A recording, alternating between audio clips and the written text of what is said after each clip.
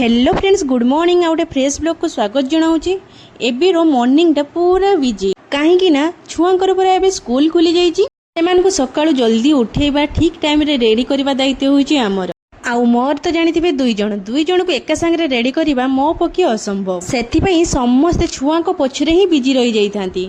आउ सेमान को संगे मते भी रेडी होबाकू पड़ी थाए कहीं ता पापा दुई जण को एका संगे नेकी जाई परिबेनी। सेथिपई मते भी सेमान को संगे जीवाकू पड़ी थाए।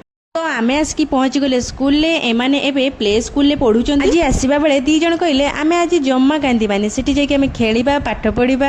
एमिति स्कूल ले पहुँची गले जणे तार खेलिबारे पूरा व्यस्त, आउ जणकर कांद बाहरी आसलाणी। किसना मिमी तुमे बस जमा जीवनी।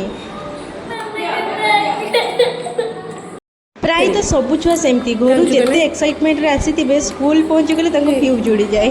भाभी हो तापरे ताकू मु टिके बुझेई देली। बुझाई कि मु बाहरी आसिली। कष्ट तो लागु थाए, से कांदु थाए, तथापि कौन करबा सेटा तो करबा पई पड़िबो ता भल पई। तापरे आमे दी जण पळी आसिले हम दुकान को, काहेकि ना केते थोर आ घरु जिबा आसीबा करबा, सेति पई एकातरे छुट्टी हेले छुआ मानकु को एकातरे नेई की पळई थाउ। हां, आपण माने जानि परचंती कि एटा हमर की दुकान। जदि जानि परचंती मते कमेंट रे कहिबे, आ जदि न जानि परचंती तथापि मते कमेंट रे जणेबे, मु आपण मानकु जणाई देबी।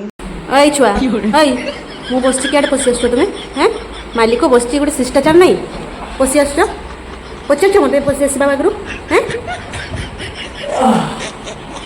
नो पचारि पसी आछ परे टाइम ही गला। आमे पळैतलु छुआ मान को आनिबा पई। आउ पहुँचला परे दी जणकर की कांद।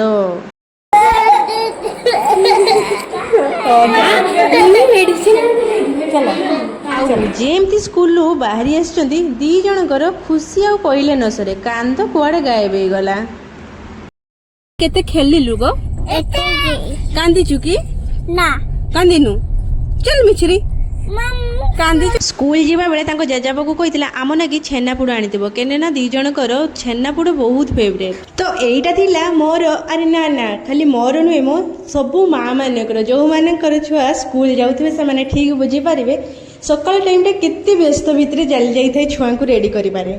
जदि भिडियोटी भल लागि थाए तो प्लीज लाइक एंड सब्सक्राइब निहाती करिकि जिबे। रहउची देखा हबो पुणी नेक्स्ट ब्लॉग रे। Bye bye.